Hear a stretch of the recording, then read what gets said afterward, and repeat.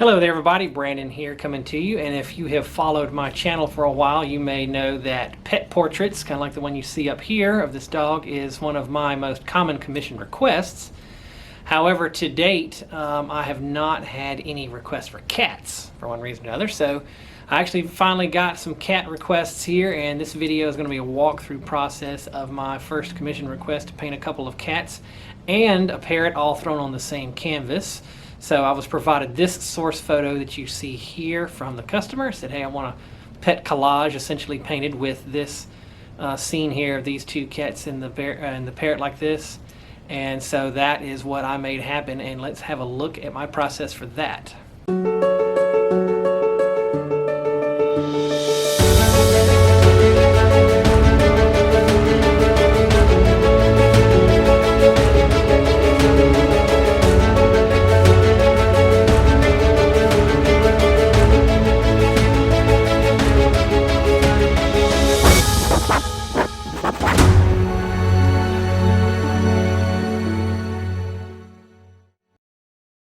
Alright, so what I have here is a 12 by 16 canvas that was requested for the size by this particular customer, and the source photo, again, they provided me with was this kind of collage here of their pets, the two cats and the parrot. But we wanted to get rid of those backgrounds here, so the agreed upon image is the one you have to the right here, where I just basically put a gray background, a little bit of a white fade from the center going out.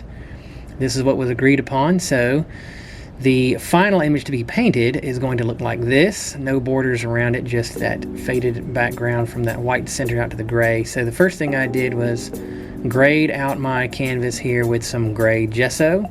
Large brush here just to slap down some gray gesso, and then while that was wet I started to move some white paint from the center here to brighten up the middle, and just kind of started to fade it outward from the center point out, using a couple of different brushes here to do it.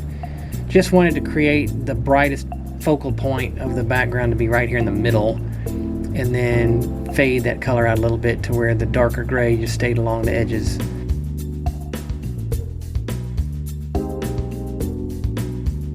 And now I have put in a pencil sketch of the two cats and the bird here based on the source photo, getting my lines where I need them to be and the areas where I'm going to be putting my colors.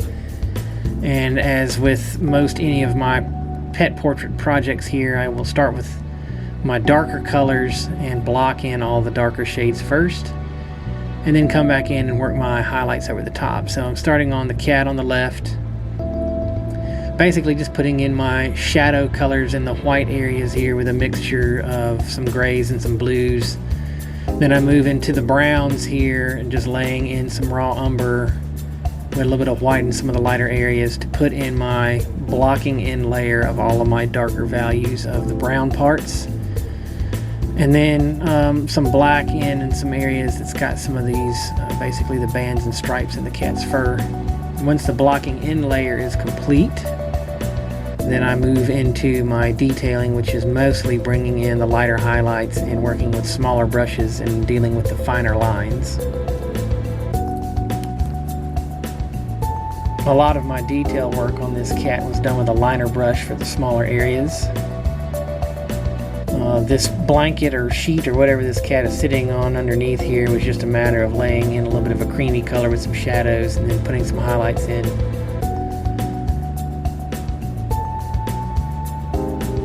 I'm starting to make some color adjustments now based on the lighting of the photo.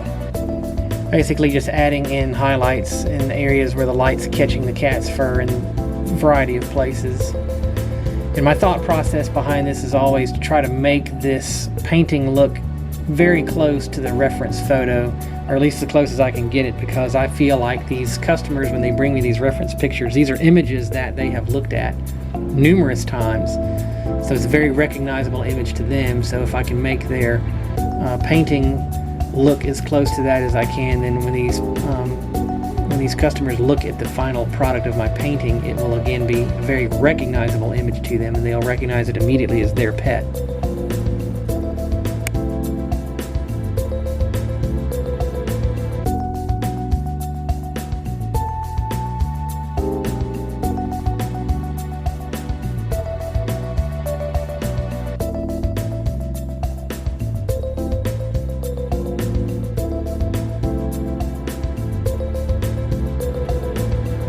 The last final touches on this particular cat is just making some individual hair marks with the liner brush, just some little highlights here and there, putting in the whiskers, putting in some of these fur details along the edges to make it look as realistic as possible. And then that is my finished product of cat number 1, we'll say. So then it was time for me to move here into the second cat. Now this cat was sitting down in like a basket of some kind, a little wicker kind of wooden basket. So I started with the basket first. And this is again a similar process here. I put in the darker areas first and get the basic form and shape of this basket painted in. And then once I get that in place, I will come back and put in my lighter highlights now to create the final form of this basket, create the ridges and the edges, the little handle that's here on the side of it. And then move now into the cat itself, start blocking it in with this color. This was more of a like an orange reddish kind of cat. So I'm putting in my darker shaded areas first, and then I'm going to come back in with the lighter highlights over the top as well. So with the pencil sketch, I can lay in the proper colors in the proper places to get the facial features and the cat looking the way I want it to look, and then I can work with these colors and get my color adjustments kind of as I move along. I'm dropping in a few different values here of these colors to try to get a better idea of what my finished product wants to look like. I'll lay these colors in and block everything in, and then I can make my color adjustments as I get closer and closer to the finished cat. And as that blocking in layer dries, I just basically finished my touches on the basket itself. Now I can just concentrate on getting some of these colors right on the cat. This takes a couple of different passes to kind of get the colors the way I want, making the fur details the way I want, going back from light highlights to dark highlights, making some color adjustments, adding a little more reds in some places, a little more browns in some places, lightening some values up in some areas, putting some lighter highlights in. It's just a process of layering and going back and forth until things look the way that I want them to look.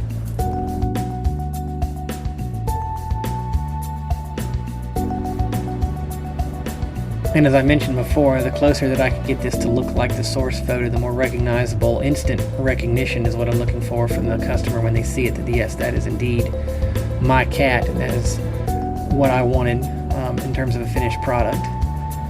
And the small details, again, smaller brushes here, a little small spotter brush that I've got, small spotter brush and liner brush to work in the tighter spaces and do the small details in the small areas.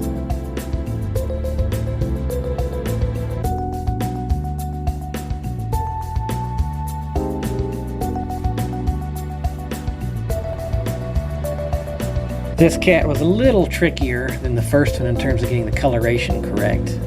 Just hadn't mixed maybe this particular colors before in terms of painting for any of my other pet portraits. So I had to play around with these things a little bit to get it to look right. It took me a little more time, a few more passes to get the overall look that I was going for. But ultimately I still arrived at a spot that I was good with, and now I'm just laying in these shadowed areas where the fur on this cat's creating some very sharp lines, adding in the whiskers, and then we have a finished product. And then the last piece of the puzzle here again is this white-bellied parrot. I've painted numerous birds before, so birds are a process that I'm fairly comfortable with, starting with my pencil sketch yet again and then doing my blocking in layer.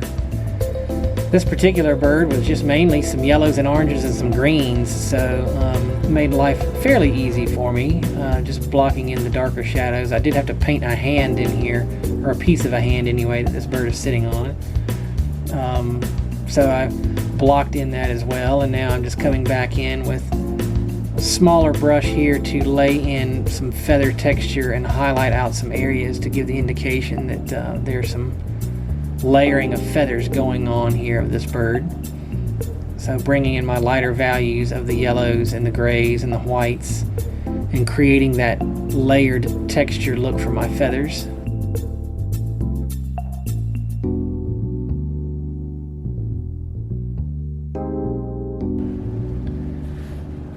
the lighting that this particular photo was taken on, it wasn't very bright on the back of this bird where the wings are in the dark green. So I didn't have to go with a lot of contrast on the back of here with the green wings, but I zoomed in here to show you that I am bringing in just a little bit of lighter green highlights, just enough to give you the idea that there are some feathers that are layered back here on the back of this wing.